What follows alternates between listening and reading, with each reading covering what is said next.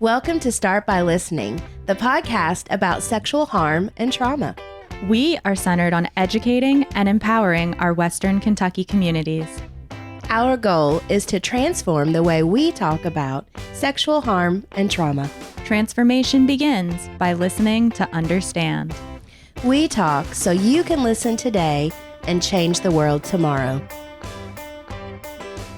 Welcome back to Start by Listening. We're so glad you're here today with us. It's Jennifer, aka the Friendly Therapist, with my co-pilot. Hey, it's me, Shelby. Hey, welcome back, everybody. We're so excited. I am so excited. Yeah. We're authentic. That was a little bit of an awkward intro, but you know what? We already did it and we're rolling with it, so let's just... Girl, we authentic. Keep it going. We are authentic here. That if we cannot say anything at New Beginnings, we are fucking authentic. Yeah, you gotta be. And today we have an amazing guest with us, and I have to give a special, I guess, warning. I don't know. He's a dear friend of mine. He's also an amazing colleague in this community, and I'm so glad he's here today because he's going to bring an interesting perspective to trauma and mental health and things we can do for ourselves. So I'm thrilled today. We have Ken Caselden with us, and he's going to introduce himself and tell us a little bit about who he is and what he does. So, welcome, Ken. Hi. Hi. Welcome, Ken. Before you introduce yourself, I just want to say, I know that you two are going to have some ecstatic energy here. I drank an energy drink to try and hype myself up because I was like, this is going to be a wild ride. So, I'm caffeinated. I'm excited to talk with you. Oh, man. All right. I love it. And our energy is going to hype her up, right? Yeah. Because energy is... Yeah. Well, there's definitely good chemistry. Oh, yeah. Right. Oh, yeah. Yeah. And as with any locomotive, I mean, it takes, you get into the sort of ebb and flow, and you build the momentum, and who knows what this is going to bring about, right? Absolutely. Just open. So here we are. So as far as me, intro. So I'm Ken Caselden. I am a 15-year mental health therapist, going into my 15th year, private practice. I own a company called Freedom Wellness Center. And it's interesting, when I started off as a therapist, I said that I was not going to go into 3 areas. And what's really interesting in this moment, I'm just now, like you're seeing this live actually happen in this moment that I'm making this connection. Wow. Oh my gosh. That just happened. 3 of the areas. One area I haven't gone into. I'll tell you about that in just a second. Yes. Second area was domestic violence.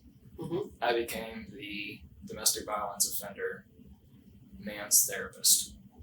So I said I wasn't going to go into it. I became it. I also said I wasn't going to go into addiction. I became the men's addiction therapist in the area. I mean, not just the men's, I don't mean it that way, but I ended up specializing in both domestic violence offense and addiction. Mm-hmm. Okay. And now going full circle, here I am at New Beginnings. Mm-hmm. Like I'm getting hot, literally thinking this at this moment. A facility that specializes in sexual assault. And I said that I was going to go nowhere near sexual assault. Oh, and you are sitting in this space. You all just created the trifecta of everything I said that I wasn't going to do, I've done. Yeah. So we know why you're here today, obviously, but what led you to go into fields that you promised yourself you never would have gone into? Those 2, they came to me. Actually, all 3. It's not really that I went into them. Okay. They came to me. I realized that, I'm one of those that went to school, got a 4-year degree in business. I walked across the plank, grabbed my degree, shook hands, whatever, and as I'm walking down, I remember thinking to myself, well, that was a complete waste of 4 years, hence my degree in underwater basket weaving joke.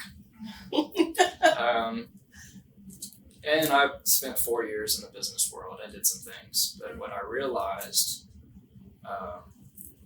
some years into it, I realized that the days that I felt like I actually did anything You know, those days where you feel like, and I actually did something, right? It wasn't the days that I made money or landed a big sale or completed a big project. It was the days that I had a heart-to-heart conversation with an employee. Yeah. And I was like, you know, there's something here. I don't know what it is. Mm-hmm. And therapy came to me. Wow. So I ended up at 26 going back to school and went and pursued a master's degree in mental health counseling. Okay, so we actually kind of have similar paths because I graduated my degree in marketing, got a degree for the sake of getting a degree. You need a degree to make money. You need money to live in capitalism. So started grinding, working from doing marketing. Hated it because it's just so draining sitting behind a computer all day creating digital marketing materials. It's worthless. It's I wanted to do something with my life. Then I found New Beginnings, and it inspired my passion because my interactions with clients were so much more fulfilling than doing any of the digital marketing stuff. And I'm going back to school. 1 year later though. I'm 27, not 26. But Wow, that is so cool. Yeah. Look at that. It's almost parallel. Mm-hmm. And not only is she going back to school, but she is in a social work program through University of Kentucky. yeah. So she's going to be a social worker, and I'm pretty sure you have aspirations of becoming a therapist. I do, yes. I chose the social work route rather than clinical counseling just because I really like the advocacy piece of it and the social justice aspect of it. A lot of my coursework revolves around social justice, and I mean, right now I'm a victim advocate, so I like to use my voice to help people. So your degree, straight therapy, clinical counseling? Mm-hmm. Okay. Yeah, so I have actually 2 licenses. One is licensed professional clinical counselor, and then the other is the drug and alcohol, the LCADC, clinical and alcohol drug counselor. So to me, they're just letters. They're just, I'm a counselor, I'm a coach, I'm a friend, when you're in that role with people, you're a lot of different hats with people. Oh, yeah. So nowhere do I say, oh, well, I'm your LPCT, I'm your LCA. That's just legal stuff, that's all. Oh, yeah, of course. So, Freedom Wellness, you already know all about it, I'm sure. Mm-hmm. But let the audience know. You said that's your thing. I'm interested. My thing, what do you mean? You said domestic violence, you said drug and alcohol, and then you said Freedom Wellness. Is that just your counseling title, or is that something else, or Freedom Wellness Center is the name of my company. Okay. That's the name, yeah.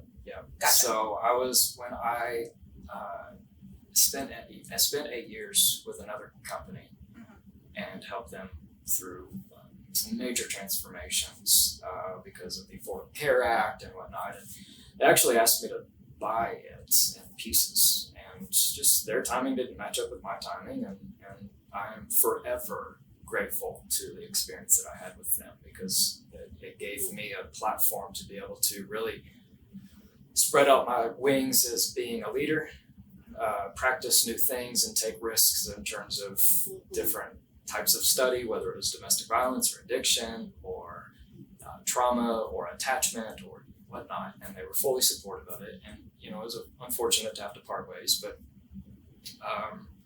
I was meant for this path. I was meant to go on this journey, and I was trying to figure out what it is that I wanted to call my company. A lot of people call their practices by their name or something like that. And I was like, I just don't. This isn't about me. But I don't want that. I don't want that attention. That's not. And I remember driving one day and the word freedom came, and I was like, that's it. That's absolutely it. It was an intuitive, it just poof, freedom. Yes, that's what I want. And the words Wellness Center just flowed right after it. Okay. Because that's really that's my mission, is to help people find freedom. Freedom to be yourself. Freedom to embrace your stuff. Embrace your change. Embrace the risks, the fears, and find your true ultimate, get more closely aligned to your true self. Yeah. So, Freedom Wellness Center, that's it. I like the word wellness center, right? Because it's not just therapy, because wellness has like this level of spiciness all of its own. Like, how does one person interpret the word wellness versus another person, and where are you in your journey? It's gonna, have huge effect on how you interpret the word wellness. But wellness doesn't mean healing. It, I think, transcends, and it means something bigger, like something more of a possibility. And what we know about possibility, that's where hope lies. And then there's the freedom to be able to think, what if? I don't know, I just kind of made that up. It just came to me. It sounded good. It sounds good, right? Sounded good.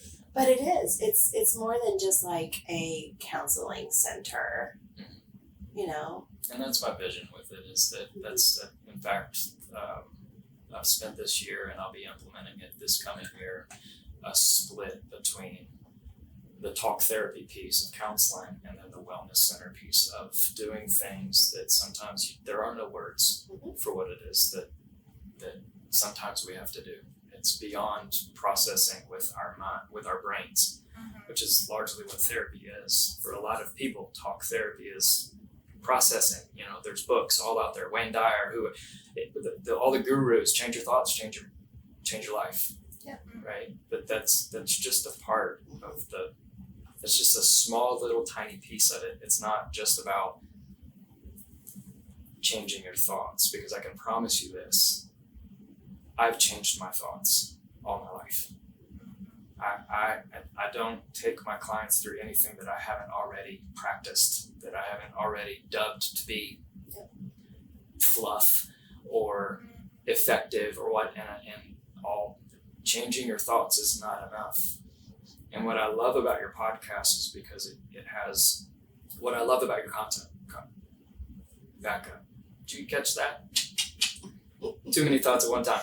What I love about the title of your podcast is that it's start by listening.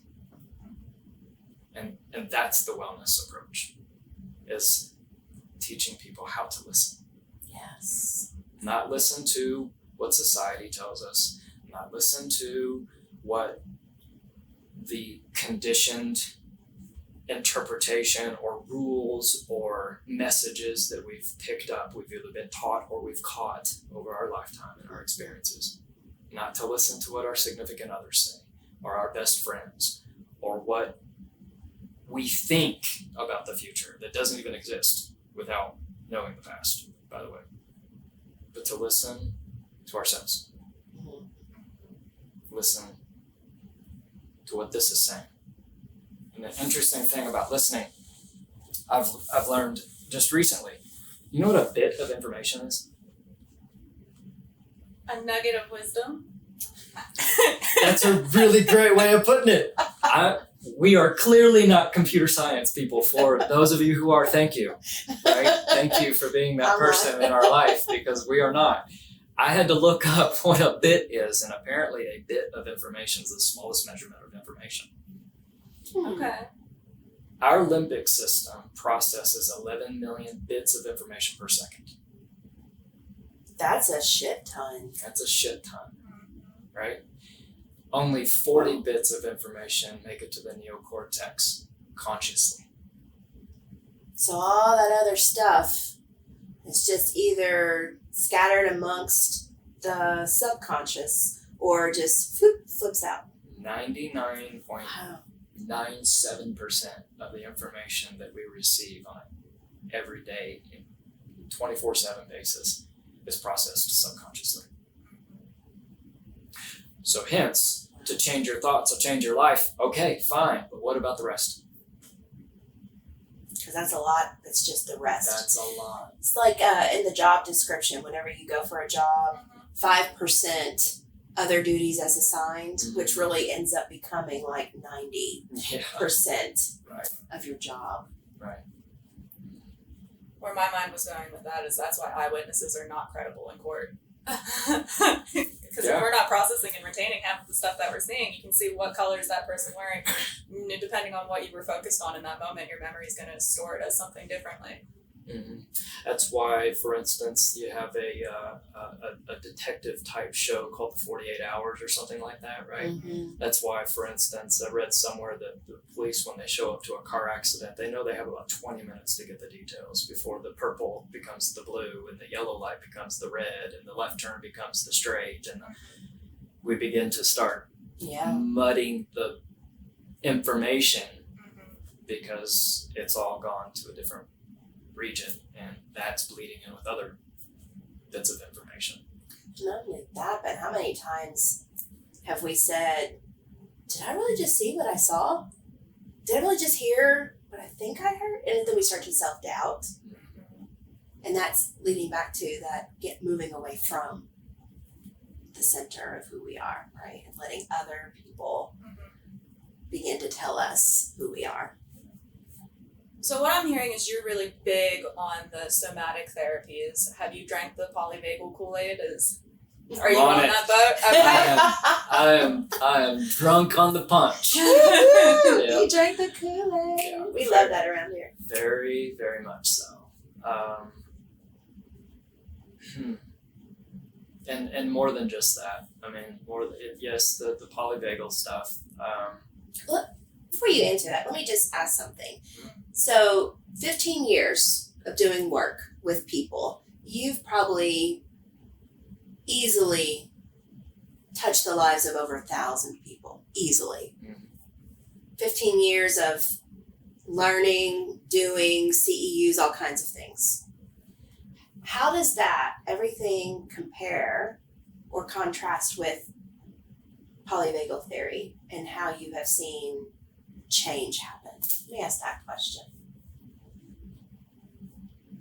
Yeah, I just asked that question. Yeah, I have to get some thought on that one.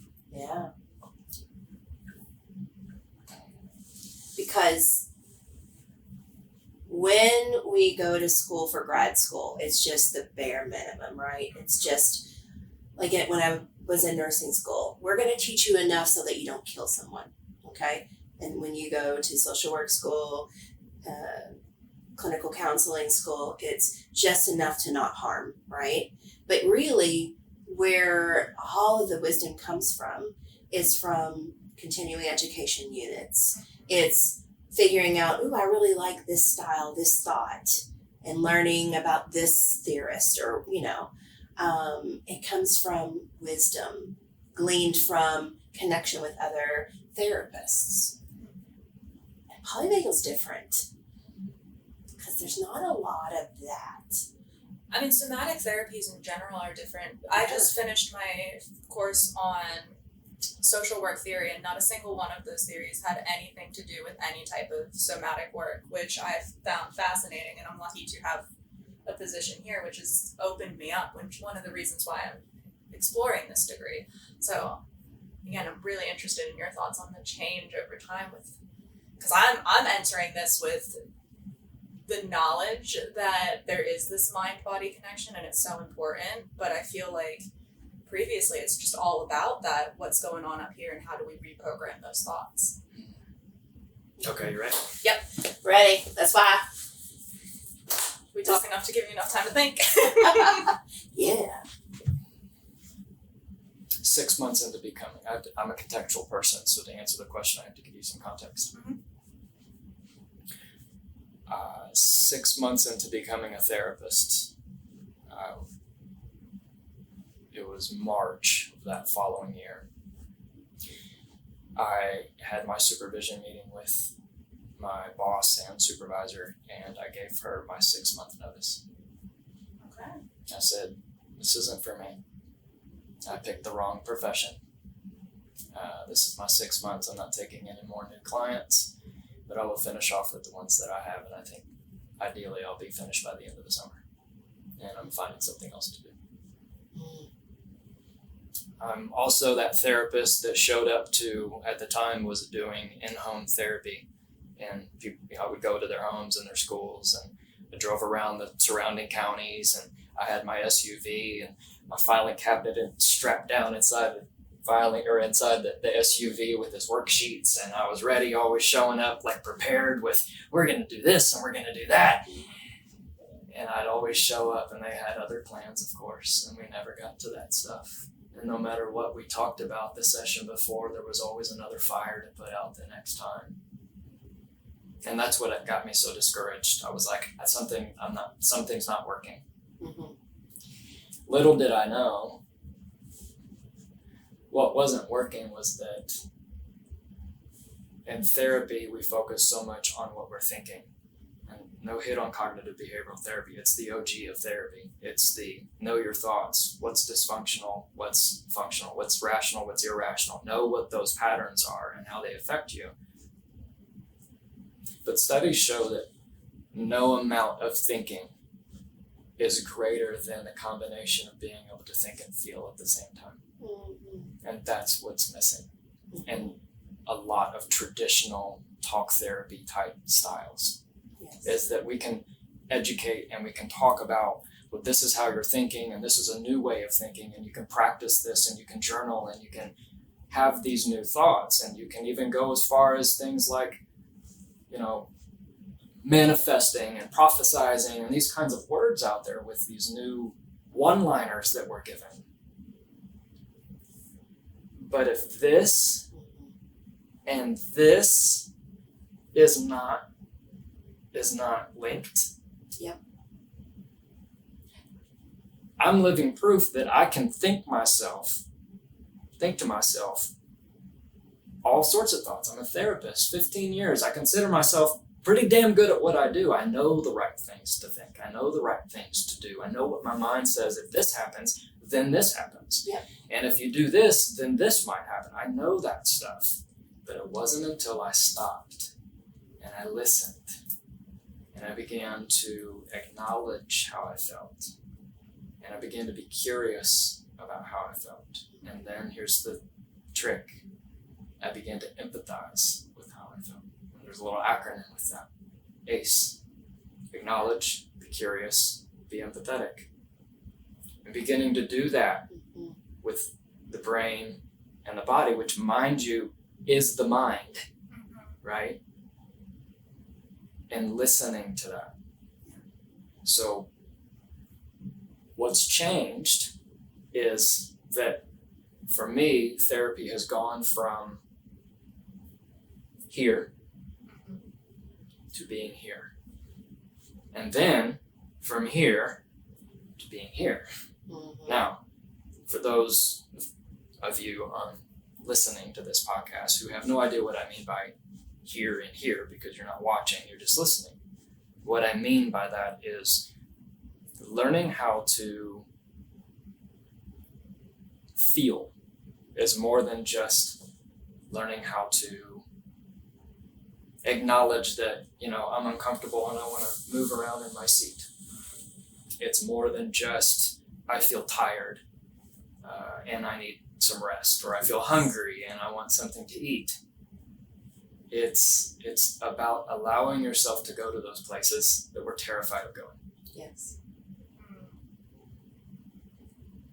I'm here right now because I'm facing fears, because I'm practicing learning how to study my fear. Not run away from it, not avoid it, not be a man and practice and pretend like it doesn't exist, but actually acknowledge. And I'm terrified. A lot. And I've covered it up with self-affirming statements. But now that I'm able to feel those things, they have less power over me. I'm able to shift them. I'm able to direct them in creative ways. And what's enhanced all of that is that realistically, it wasn't anything to do with therapy that brought me there. It was the instruction to learn how to breathe. And for those of you who are afraid to talk about things like breath work and cold plunging because suddenly it's trendy. I have another little story for you if I can share it. Absolutely. About, whatever it is. We're in 2022. It doesn't matter. Whatever Where are math we? the math is irrelevant. In February of 2020, just before COVID caught the United States by storm, I found myself with a slight injury in my back that progressed to the most excruciating experience of my entire life. I had a pain contraction that went from my back and shot straight down my leg, that left me unable to urinate, unable to think, unable to move, unable to walk. I was unable to move my toes. I was terrified, believing that something was happening and that I was dying or becoming paralyzed, or I had no idea what. That's scary. Yeah. And I was put in the hospital for 5 days. Where I was unable to walk into the hospital, I was able to walk out with a walker.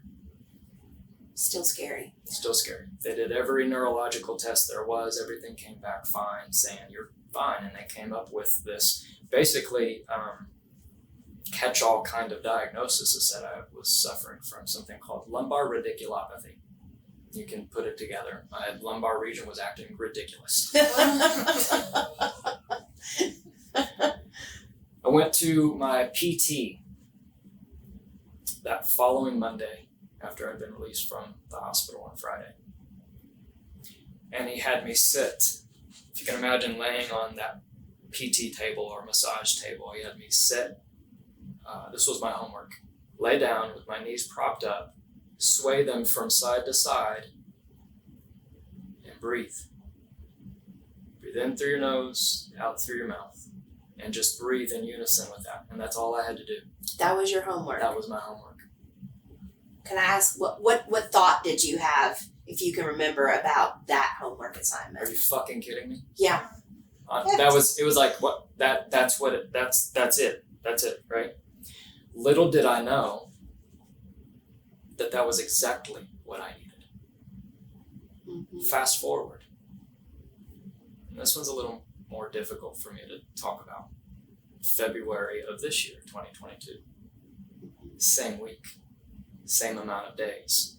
My daughter ended up in the hospital. Something very similar, but worse.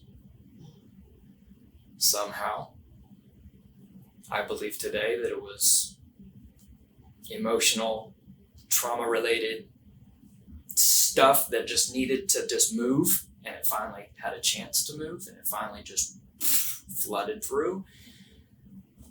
A sinus infection turned into vasovagal syncope, which turned into muscle decompensation or deconditioning, which turned into a whole week where I had to hold my daughter horizontal, pick her up, take her to the bathroom, set her down, help her use the restroom, pick her up, take her back to the 3 emergency room visits later. They kept sending us home. They finally admitted her in the hospital, at which point her entire body began to lock up.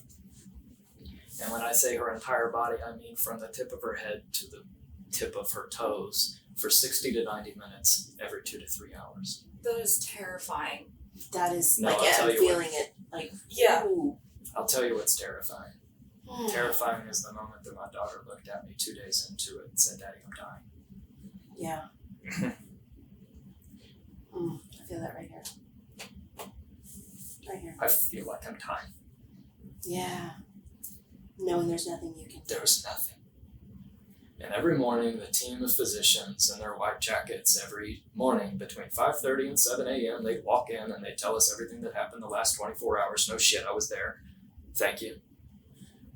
They did what they apparently could do, but the point is this.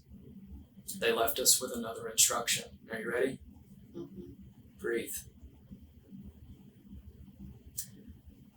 We were left, her mother and I, with our daughter, teaching her things like breathing in and out and progressive muscle relaxation, because that was the only thing that would help bring the 60 to 90 minute contraction down to finding a part in her body that she would, in her mind, go to and say, I'm going to release this part of my body. Yeah. And then she'd release that one. Mm-hmm. And then she'd release the next, and then the next, and then the next. And we did that by breathing. Little did I know, I wasn't even teaching her the right way to breathe. And so start by listening, as your podcast is titled. Yeah. For me, going back to your original question of what's changed, is that what's changed for me in my career, and I think what's happening in the mental health field overall, is that we are finally moving away from being in our heads to learning how to listen to our bodies. And we do that how? Brain is constantly listening to the body. You guys know this. We have this whole network of wiring that is constantly sending information up, 11 million bits of information per second to our brains. It's listening to the body. What's the body listening to? The body's listening to the electrical current. The body's listening to the heart. What's the heart listening to? The only thing that we can consciously change, our breath. Which is why when you breathe in, your heart rate increases. And when you breathe out, your heart rate decreases. And we can go into the whole sympathetic, parasympathetic lingo and all that stuff, but the point is, when we breathe in and then we breathe out slowly, and we combine that with listening. Like even in this moment that I do this, I feel a tingling in my fingers. I feel a heaviness in my hands. The sensations. The sensations. That's what we're tuning into. I feel myself not breathing because I'm just getting stressed out. Okay, so I love that you two are all about the somatic mind-body connection. Yeah. I'm going to be completely honest here. Until I started working here, I could not breathe at all because if I would focus on my breath, it would drive me into a panic attack because if I focus on it too much, I'd stop breathing, right? Yeah. I've learned how to breathe since working here, but I'm still like, people talk about their bodies and how their bodies are feeling. I could never be a nurse. I don't like blood. People start talking about feelings in their bodies and I'm like, stop. Now I can feel it in my spine and now I can feel it all over myself. And I like people start talking about their guts. I can feel my guts touching and I feel like gross. And I'm like, no, I need to get out of this space. I need to get out of it. And I'm learning I have to embrace it. But God, for all the people out there listening who are like, no, that is hard work. I don't want to do it. Fuck yes, it's hard work. It absolutely is hard work. And I will share with you up until, how long have I been at New Beginnings? 6 years now. 6 years I've been at New Beginnings. Up until 2016, that's when I started, I was disconnected. It was not safe. Too much. And when we are overwhelmed, if we try to do some deep breathing, like we've been taught conventionally, not what Ken does, which we'll get to that in a minute.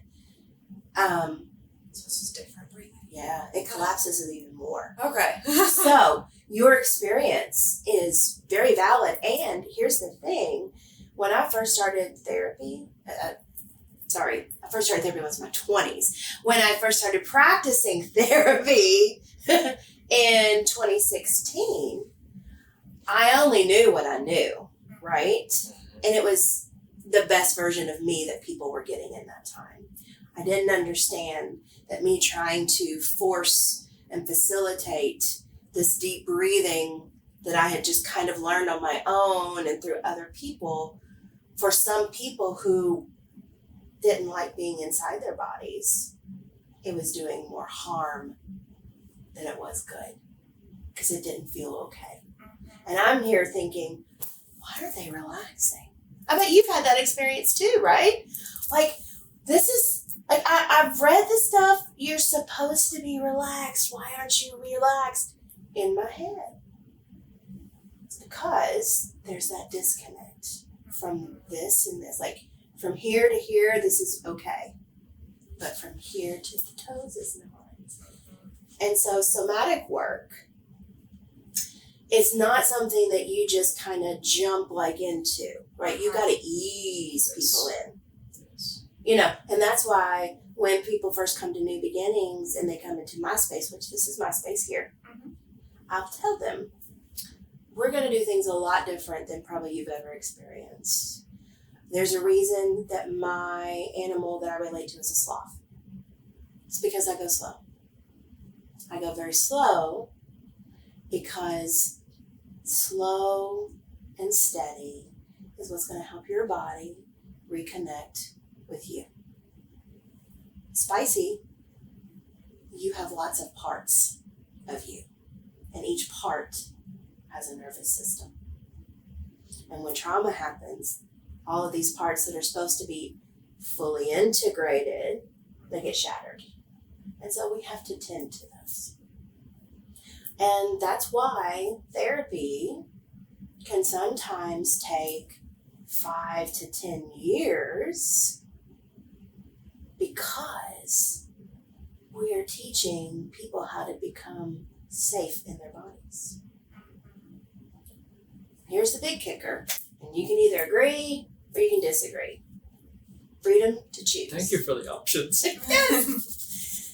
But unless, as a therapist, unless you are doing your work, going to whatever therapy works for you, learning how to feel sensations in your body, learning how to go, oh, that's different. Like this week, I've had muscle spasms in an area of my body that I've never had before. And I'm like, oh, wait a minute. I'm curious. What's going on with this area of the body? What is my body trying to tell me? Whereas before 2016, do you know what I would have done? I wouldn't have felt it. Wouldn't have. I did Disney World. 7 days of Disney World on my honeymoon with a broken foot that I didn't know was broken. Just let that sink in. It's a major disconnect. It is. And now I know it's because of survival. But going back to, if therapists are not willing to do their stuff, learn about their body, learn how to listen to their body, learn how to embrace complexity, then I don't think they're doing good therapy. You can only lead people as far as you've gone. That's right. And here's the thing too, because I know that's probably going to upset a few people. Oh well, you're entitled to be upset.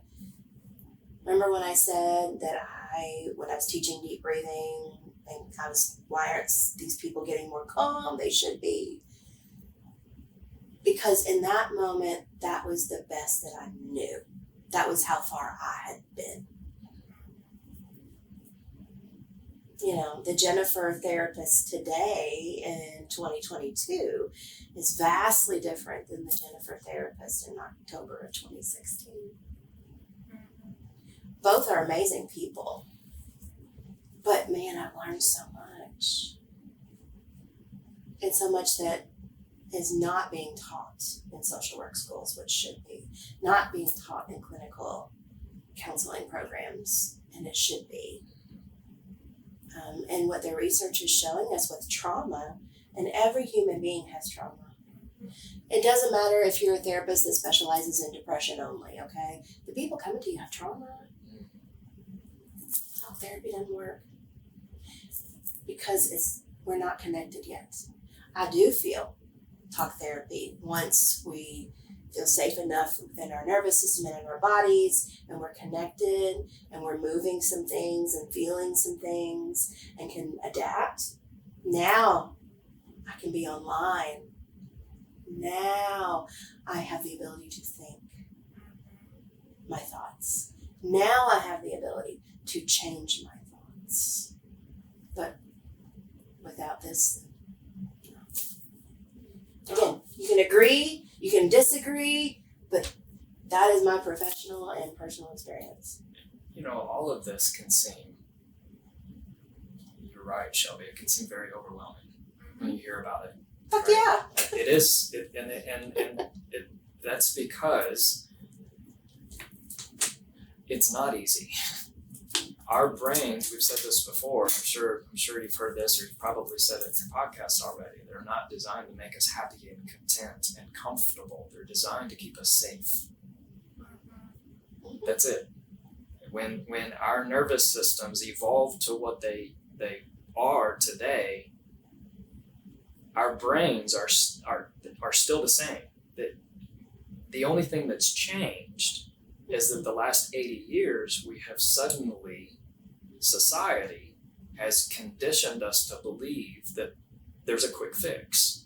There's something that we can do quickly and immediately. I'll give you an example. If I take a pill and 20 minutes later I'm going to feel better. Now don't get me wrong. If I have a serious headache and strategies that I know are not working, I take an Excedrin. Okay, I get it. I'm not hitting on Big Pharma here. I'm just saying that 20 minutes of breathing in a trained method, studies are showing, has the same effect as a Xanax. And they both operate in the same, it's just a matter of whether or not we want to put in the work for 20 minutes. Yeah. And that's what we're afraid of. We're afraid to put in the work because we're afraid of, especially as society as it is today with, Instagram realities and filters on Snapchats and this facade that we put out there that we have to look and behave a certain way, or what? We're not accepted. We're out. We're not good enough. We're not good enough. We're rejected. And no one's consciously thinking of any of this stuff. It's a generational curse. Thousands and thousands of years ago, if you didn't have the right physique, if you didn't have the right skill, if you didn't have the right talent, you were kicked out of the tribe. And what happened if you got kicked out of the tribe? Unless you were a renegade, you died. And our species is all about survival. It's all about, spreading our seed and continuing its survival. From a much broader stroke here, right? But that translates down to our individual lives. That we also want to survive. And so if something seems dangerous,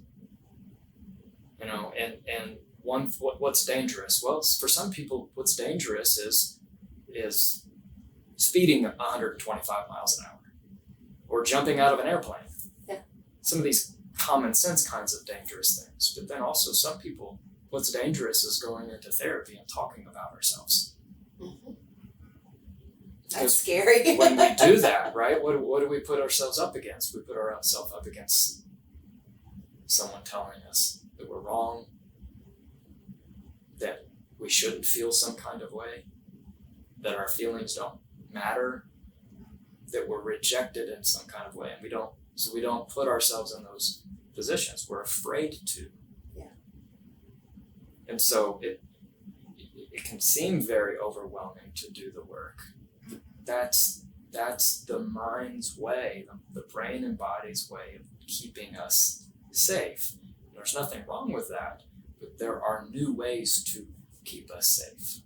And there are ways to practice putting ourselves in stressful conditions that are positive or neutral so that the brain can interpret stress when it's not so positive and neutral. When something really is negative, because the brain doesn't really know the difference. Stress is stress. That's true.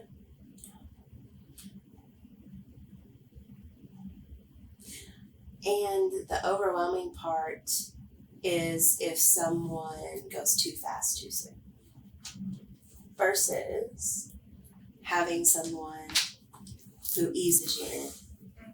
Thank you for that, because I paused because I honestly didn't know where I was going with that for a moment. And now I remember 3 really important words. That's why I was telling you this. Yeah.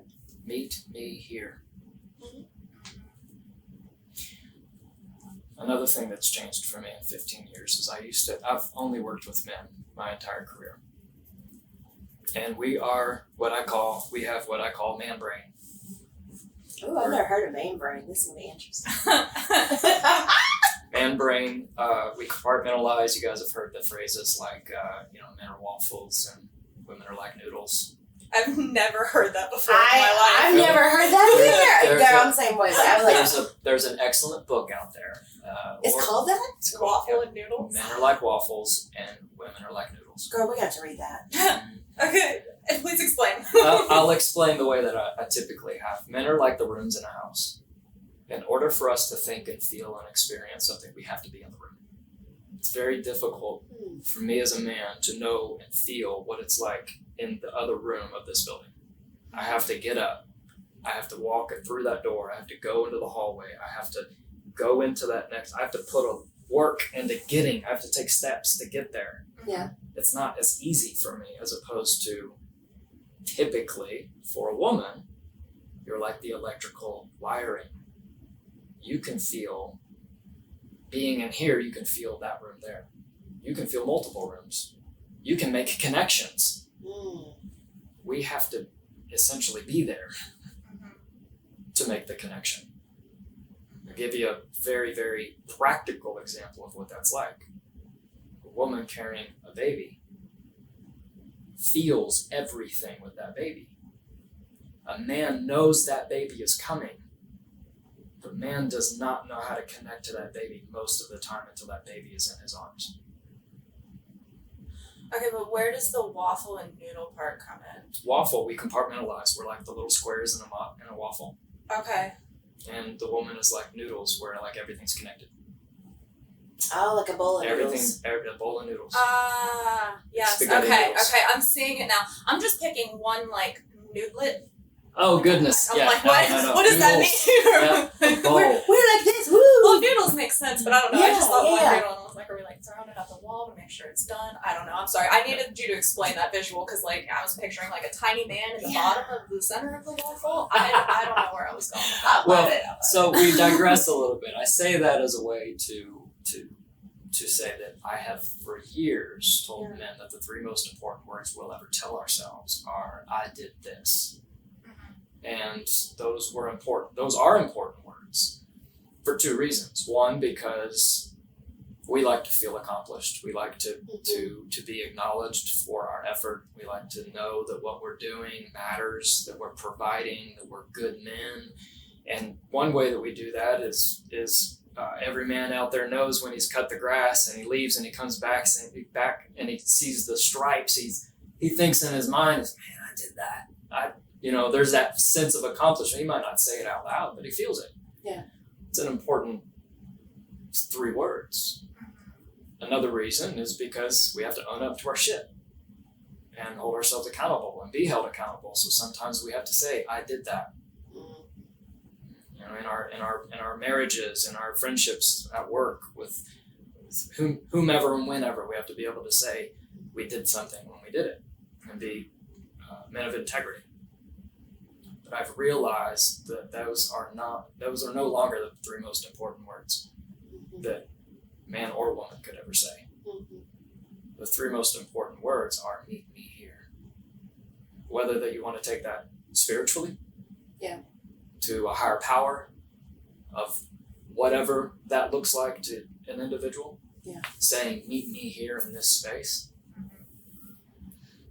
or that's where the second part to that, which is where it turned into, it started off from me saying that to my higher power, saying "meet me here in this space, and this fear and this anger and this confusion and this doubt and this all this stuff that had been happening at that time in my life that I'm referring to." What I learned to do in that was meet myself there. So there's a sense of me meeting me. What do I mean by that? There's me. You all see me right here. The listeners are hearing my voice, right? But there's also parts of me, versions of me. We know this is the iconic child, adolescent, and adult selves, right? We can split that into 15,742 parts if we want. Yeah. The part of us that experience this and the part of us that experience that. We can look at it from developmental stages and say, okay, the part of me that 100% leaned on another human being when I was an infant for my survival.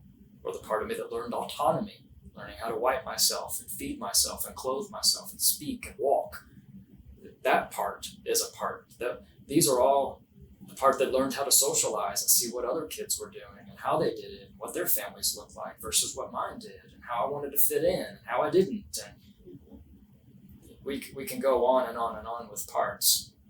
But learning how to listen starts with, for me, teaching people how to listen to their breath, to listen to their bodies, because the two are communicating with the heart, so that we can better learn to communicate with our brain. And then we can better facilitate the real change that we need, the real authentic be who we are, because we know who we are, because we know how we feel.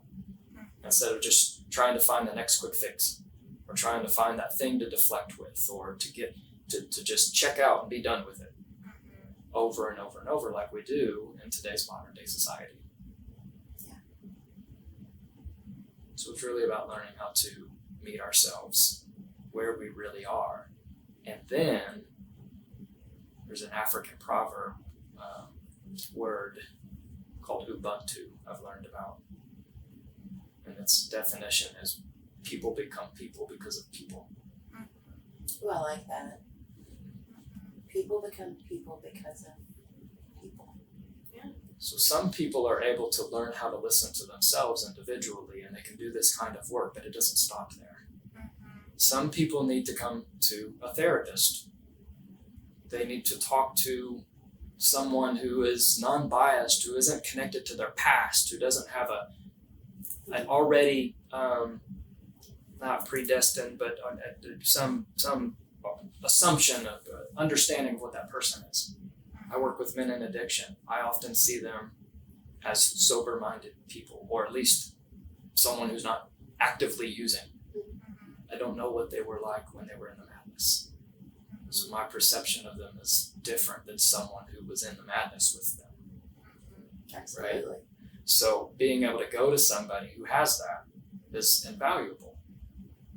Then it doesn't stop there. It's being able to find people that we trust and bring them into our core and our circle, so that we learn to listen to ourselves. Other people learn to listen to us as well. How can people listen to us if we don't know how to listen to ourselves? How can they really understand us if we don't know how to understand ourselves? And trauma prevents us from being able to do that because we're terrified. Just like coming onto this podcast, I felt a little flutter in my system, right? It reminded me of being in eighth grade public speaking class. Oh God. Right? The dreaded public speaking. And specifically, it was the moment, as we were preparing, it took me back to, where the person in front of you is now speaking. Oh, and then you're and next. You know that you're next. Yes. I don't know what that person just spoke about. I have no idea what their speech was. Why? Because the only thing that I was flooded by was my own anxiety. It reminded me a lot of that. But today, I didn't have to not have any idea what was going on. I was able to witness that angst. And the interesting thing about facing our fears and facing our traumas, if you want to call it that, it's such a blanket term these days. But facing the things that we're afraid to face is that when we do that, when we acknowledge, when we're curious, when we give empathy, our brains and our bodies learn to see that we're not as threatened as we think we are. Yep. It's just a conditioned response. And we can decondition it and recondition it with the practices of meeting ourselves where we are, learning to listen, start by listening to our bodies, involving other people that we trust, so that we learn that maybe the things that happened to us when we were children, when we learned that we couldn't trust people. Because I've lived all my life, until recent, I've lived all my life with 2 rules, 2 beliefs. I'm all alone, and people don't mean what they say. But when I met myself there, Yep. I was able to let other people meet me there. And guess what happened? I'm not alone. And people do mean what they say. And now I'm able to work on my traumas because I have this sense of trust and security in my life, and everything isn't so dramatically terrifying. It started with breathing. So there's all the importance on doing the work. You got to do the work. And I'm interested to hear about this breath work. Jennifer said you were going to get to it. So what do you mean? What do you mean by breathing? If it's not just deep breaths, if it's not just 5, 7, 8, what is it? That's a beautiful question. That is really I love good. it. Yeah, that is a really good question. Great question. Remember what I said about the brain's listening to the body, body's listening to the heart, heart listening to the breath. Most of us breathe out of our mouths. And most of us breathe, as you mentioned earlier, we breathe and we hold our breath. And then we breathe some more and then we hold our breath. Calling everybody mouth breathers, that's kind of offensive. But it's true. It's true. That's okay. It's true. Most people do. That's why we snore at night. All right. There's a place for mouth breathing, like when we're speaking or when we're exercising and we need that extra burst of oxygen and energy and that sort of thing. But the point that I'm getting to is that we breathe in erratic rhythm. We might breathe in short and then breathe out long, and then we'll breathe in long and then we'll breathe out short. And we just breathe. We're not taught how to breathe. We're taught everything else in life. You think about it. We're basically taught or encouraged in some way. Even when you took your first steps, you were taught how to walk, in a sense. You were taught how to hold a spoon and a fork. You're taught how to write. Taught how to run properly. And then when you got you were taught everything in life. Humans are really weak compared to like deer. They just get up and run. Through that. They don't need to be taught. No, they know. But we're not taught how to breathe. Well, if the heart's listening to the breath and the heart increases every time we breathe in and decreases when we breathe out, it means that the heart's not beating coherently if we're breathing incoherently. So if we want to create a rhythm in our body of safety, we have to create heart coherence. The way we create heart coherence is not by thinking, beat, look at my heart, let me think, it's going to beat coherently. We can't. It's ridiculous even saying it out loud right now. We can't make our heart do anything, but we can actually change the rhythm of our heartbeat by the way that we change the rhythm of our breathing. And when we do that in a consistent manner, then our body that's listening to the heart can begin to respond in a subconscious way. Now we begin. This is backed by science. Now we begin to, our body begins to relax, not because we told it to, not because we took in some kumbaya breath in and breath out. We're actually, believe it or not, told the wrong thing about breath. It's not about really breathing in at all. Lao Tzu has a quote, and I'm gonna butcher exactly how it is, but I'm gonna paraphrase that a human in the perfect state breathes as if he's not breathing at all. That's because when we can just be in a state where we're barely breathing or breathing at such a slow rhythm, everything else begins, all the functions in our body begin to go into that rhythm. So is that like circle breathing when you're playing like a recorder or a wind instrument where you can just continuously blow and you never stop? Because you're like breathing in and out at the same time. That's a thing. That's definitely a skill, right? That's definitely is a skill. Is that like if it's like you're not breathing at all, I would assume that it would be just like constant like. That's a skill. What I'm talking about is more of a meditative and relaxed state.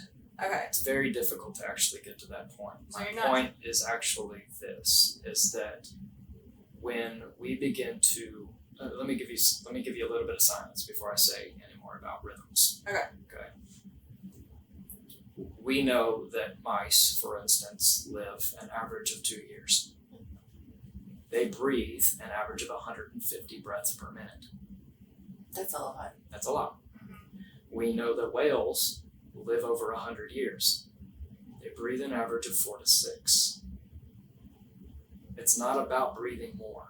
It's not about breathing deeper. It's about breathing less. Well, they have bigger lungs. They have bigger lungs, but what about turtles who live even longer than whales, who breathe not 6 to 8 breaths, but 4 to 6? It's not about lung capacity. They're It's also about the rate underwater. of breath. Turtles aren't always under breath. I'm believing you. I'm just Doesn't sound like it. okay. But that you're actually doing what a lot of people would do. Like, well, wait a minute, what? Because Trying to make sense of it. it's not what we're taught. Yeah.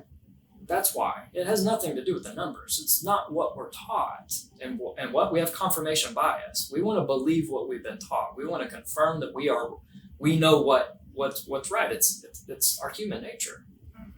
It's difficult to take in new information. If anyone's actually listening through all of this that's been thrown out, like you've just absorbed a lot of information. Yeah. Right?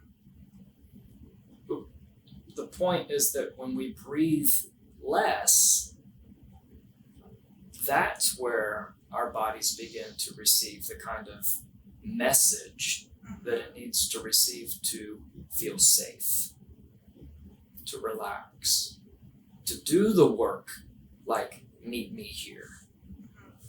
So if anybody catches anything about breath work from this point forward, we breathe in through our nose and we breathe out. You can breathe out through your nose or you can breathe out through your mouth, but the point is you breathe out longer. You can do this always. You can do this when you're cutting the grass. You can do this when you're sitting with someone. You can do this when you're driving. You can do this when you're exercising. It doesn't matter. You can do this at all times. It's you breathe in 4 seconds, you breathe out 8. You breathe in 2, you breathe in 4. Well, here's the thing about regulation. If I'm talking with somebody and we're going to go, if I'm working with a client and I know that this person is in a dysregulated state, I'm not going to teach them balanced breathing. I'm not going to have them breathe in 4 seconds and out 4 seconds, or do the box breath of in 4 seconds, hold 4 seconds, out 4 seconds, hold 4 seconds. Why? Because that's not where they are. That's not the coherence of where they are in a dysregulated state. And that's what I was doing. That's what most therapists do when they first learn about breathing, and that's why many people could not find a calm. That makes sense that box breathing doesn't work. When I first started working here, that's when I started figuring out that breathing is actually important. And my husband started having like health anxiety, like panic attacks for the first time ever in his life. And I was like, box breathe, that's helpful. And he's like, that does not work. I'm stressed out more now. And I'm like, Right. I don't know what to tell you, honey. Right. That's all I know. Right. I've only been here for a couple months. I'm trying. Which when someone is in a dysregulated state, it means that their sympathetic state is overriding the parasympathetic state. The fight and flight response of sympathetic is too active and having a hard time letting go so that the parasympathetic, the rest and digest, can do its thing. So what do we need to do is we need to emphasize the parasympathetics. We breathe in 2 seconds, we breathe out 4. Or we increase it, breathe out 3 and we breathe out 6. Or 4 and 8. And what I do is I count with people. I just lead them. I get them into a space where they feel like they can close their eyes, center on their body, acclimate to their situation or their surroundings. And then they breathe in 2 and out 4. And at some point I mix it up and bring it to 3 and 6, 4 and 8, because everyone has a sweet spot when they're dysregulated. Yeah. And I don't know what that is. They have to find what that is by listening to their body. You can watch, if you're trained, you can watch their breath. As they're breathing out 6 seconds, they'll actually hold their breath at second 5. Well, then 3 and 6 is too long. We need to go back to 2 and 4. So we'll go back to 2 and 4. And then we'll go to 3 and 6. And when I get them to 4 and 8, at that point we can move to a balanced breath. Yeah.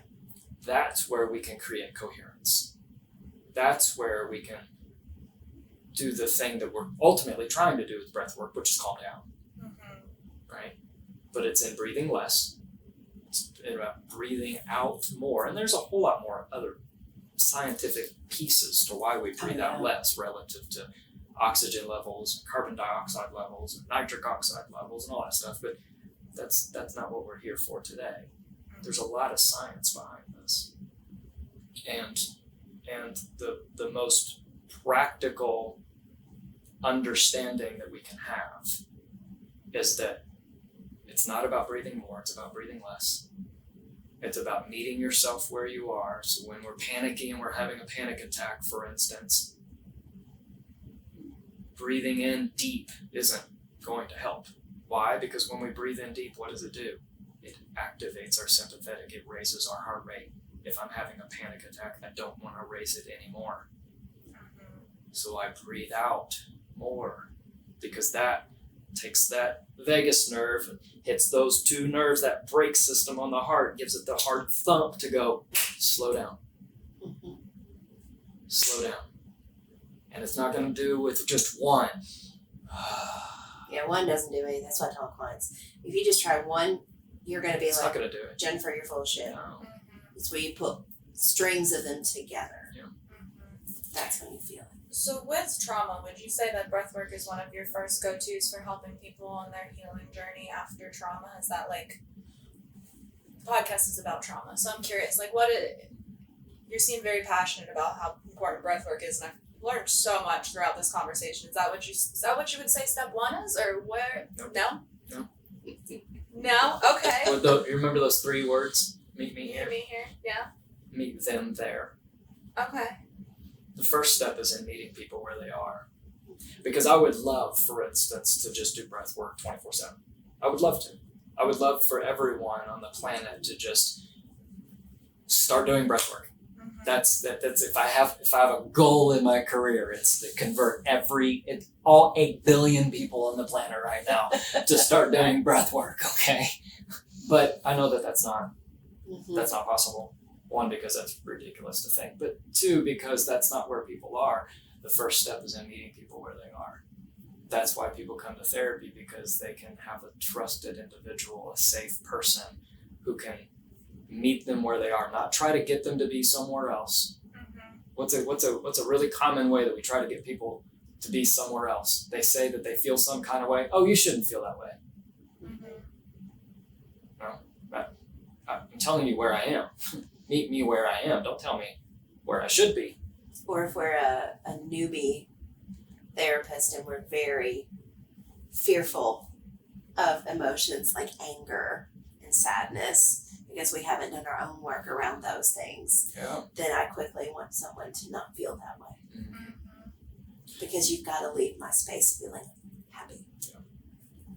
So the first thing is actually in being able to acclimate with an individual and see where they are and meet them where they are. And sometimes meeting them where they are, just as Jennifer said earlier about sometimes therapy can take 5 or 10 years. I have a client that it took 16 months before he said the thing that really is what caused all of the things that he was talking about. And it was twice a week, meeting him exactly where he was, over and over and over and over. If I would have come up to him at that time and immediately went into breath work or any other strategy at that, it's pointless. We have to learn how to meet people where they are and help them meet themselves where they are. Most people don't know how to do that. You said it yourself, where you start thinking about the body and now you're like, oh my God, right? That's normal. I'm working on it. Right? Working on it. Just not there yet. That's a rhythm. Yeah. Your fear, as everyone's fear, it's a rhythm. It's a response. We've learned it, and we don't have to know the source. I have 3 blocks. These like who, what, where, why, when blocks in my office as a constant reminder to me. No one else. It's a constant reminder to me. I used to use them with children, as a way to play and say, okay, well, here's a why question, here's a what question, just to break the ice and get to know and that sort of thing. Now I just have them up there. And the 3 questions are why, what, and when. Because in my experience, those are the phases. Mm-hmm. The phases are because most people come into therapy and they want to know the why. Why am I this way? Oh, that's a classic, yeah. Why do I think this way? Why do I feel this way? Why did this happen to me? Why me? Why? Okay.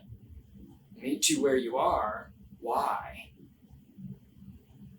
Inevitably, every single time that people reach it that far, like get that far in therapy, that they know their why, there's another question. What am I going to do with that? Mm-hmm. Now that I know why, whatever that is, we talk about in trauma that, you know, becoming a victim versus a survivor, and the language of survivorship, and what to do with the knowledge of owning your trauma, that this thing happened, whatever the trauma is, knowing it happened and why it happened and how it happened, and going back and what do you do with that? Okay, so we talk about that. There's techniques with what you do with that, but then inevitably there's always another question, and that's, when are you going to do it? Because we can teach people what to do with it. And how many times, Jennifer, have you had somebody go, you've given them the what, but then they come back and they say, I didn't do it. As most humans, myself included, a lot. Myself included, right? And you know what I say? That's okay. That's okay. We meet them where they are, in their why, and their what, and eventually in their when. So there's a really long-winded answer to what's the first thing that we do with therapy.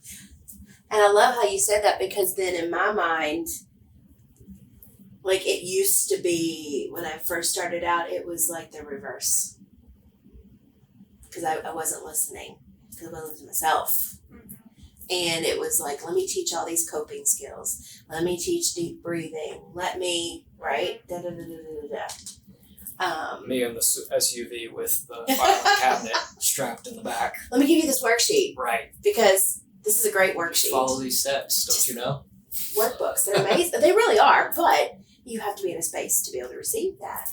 And now it really is, for me, the 2 words that come up as you explain those questions, it's building safety and connection. So that the person who I have the honor and privilege of working with feels safe enough, right? And I'm not saying you have to feel 100% safe, because life happens, you know, and I could be having an off day and my nervous system is a little wonky, right? And their nervous system is gonna pick up on that, like, ooh, something's a little different. And that's the beauty, I think, of developing safety and connection. So when we ask those questions, it's been interesting now, I don't know if this happened to you, but I've had some clients come in that I've been doing nervous system regulation work with, building safety and connection within themselves, building safety and connection, co-regulation here. Everything okay, Jennifer, today? And it's not that they're trying to therapy me. That's not it. And it's not that they're caretaking me. It's a noticing of the energy is a little different. And first time it happened, I was like, that's an interesting question. And this person felt safe enough to say, your energy's a little off today. Like, how many times would that would never have happened? That person would never have had the feeling of safe enough had we not done that work. Absolutely. And old Jennifer would have just pushed through and pretended, you know, oh, everything's fine. And I'm like, actually, your noticing is actually correct. It's been a stressful day today. And can we take a few minutes and can I do some regulation? Would you like to join me? Right? Boy, I've just really built rapport, safety, connection, noticing, observing, and I'm acknowledging their experience. And there really is an art to that, because we're taught in grad school, not to disclose, that it's dangerous to disclose. And true, we shouldn't disclose too much, Yeah. right? Absolutely. That's, Yes. any therapist out there that's making it about themselves, like, you need to find another profession, please. But there is an appropriateness and a safety and an art to modeling. Mhm. This is where I am and how to move through that. And by doing that, people feel safer, because we're all on the same road, the same journey, just some of us are further along than others. And some people have spouses, they have trusted husbands and wives and best friends and mothers and fathers, and they have people in their life that they can go and they can do that sort of thing with, whether because of history or because of connection or whatever it is. They have those people. A lot of people don't. Yeah.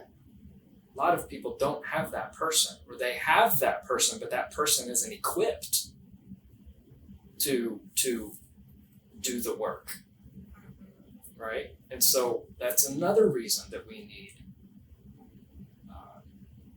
quality therapists that are doing their work, as Jennifer eloquently put, because there isn't anyone else. And until someone finds, remember Ubuntu, people become people because of people. Until we find those people, we can't become the person we're really meant to become. Yeah. But also, because we find the people that we weren't supposed to be with, there's a treasure in knowing that they helped us become what we're meant to become as well. Absolutely. Which goes into a whole other gamut of perspective. But It's true. there's a lot of truth in finding, you mentioned those words, safety and connection. Yeah. It's the first step. And when we feel safe and connected, we can begin to explore the why, the what. And now I think I feel rested enough where I can go on a hike and get out in nature. And Safety and connection is not just about feeling safe and connected with the people that are around us. It's also about feeling safe and connected with ourselves, just as Jennifer mentioned earlier about not being connected with our bodies. A lot of people are too much in their head. Yeah. Right? They're thinking too hard about things. They're too preoccupied. They're too solutions focused. They're too whatever it is. They problem solving. They're just rotating the revolving door of all these things in their head that they're disconnected from what their body is trying to tell them. Remember the 11 million bits of information per second. That stuff's trying to communicate. Our senses, what we see, what we smell, what we taste, what we hear, what we feel through our body. It's trying to tell us something. We're too far in our heads. safe there. Yeah. Wow. Well, I'm gonna call it because we've been talking for about an hour and 20 minutes, and I Oh think my gosh. the last sentiment you had was really beautiful. People need people to become people, and until we're safe and connected with ourselves, how safe and connected can we really be with those around us? I think those are my key takeaways from today. I think that was beautiful. Yeah. I need to shake that off. This was deep. This was deep today. Do Moving. you have anything that you would like to plug? People want to find you at Freedom Wellness. How do our listeners find you if you want them to? Well, it's interesting you say that. Remember I told you those core beliefs that I had carried all my life, that I'm alone and people don't mean what they say. Well, I just joined social media like 5 months ago, and I'm 42 years old. Oh wow. So this is new to me. All right, all this social media stuff. However, that being said, I am working on it. I can be found on Instagram at Ken Caselden 1. It's weird spelling. It's KenCaselden and the number 1. I'm on Facebook. Freedom Wellness Center also has its own Facebook page. And I've just started 2 other platforms, YouTube and TikTok, under the brand Freedom Breath. YouTube has its own channel. I have a channel called Freedom Breath. And TikTok is Freedom Breath _Ken C. And I'll put all of those links in the details description, and I'll also put those links on our Facebook page when this comes out, which will be next Friday. So yeah. Well, this Friday, for those of you who are listening, drop today. It's Friday. Oh yeah, sorry. Where am I, squirrel? But now's the fun part. Yes. Are you ready for some rapid fire questions so people get to know random facts about Ken Caselden? Oh my gosh, okay. Here we go. Okay. All right. Do you want to go first or do you want me to go first? Here we go. You go first. If you could have any superpower in the world, what would your superpower be? Invincibility. Invincibility. I think that's a first. That is a first one. That's a good. I like that. Okay. What is the one gadget you cannot live without? And gadget can be anything. I know. I'm wondering if you're going to answer what I think you're going to answer.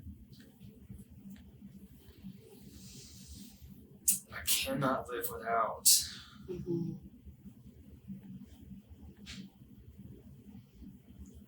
Right now, in my state today, or in my state of life, my phase of life right now, pen and paper. Oh, that's a good one. That's not what I was thinking, though. Would you like to know what I was thinking? What were you thinking?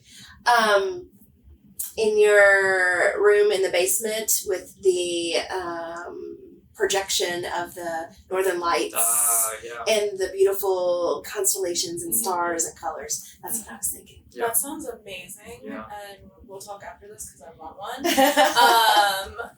What's your favorite ice cream flavor? Mint chocolate chip. That's a good one. I'm not a fan of mint chocolate chip, but that's my husband's favorite. I get why it's popular. Close second is just straight chocolate. Mm. But I'm going to have to say the mint chocolate chip is nostalgic, even though I eat chocolate most often. Yeah. What's your favorite cereal? I think the first thing that came to my mind was Fruit Loops, because that's what I grew up on. You know? Like, actually, it was Fruit Circles. But, you know,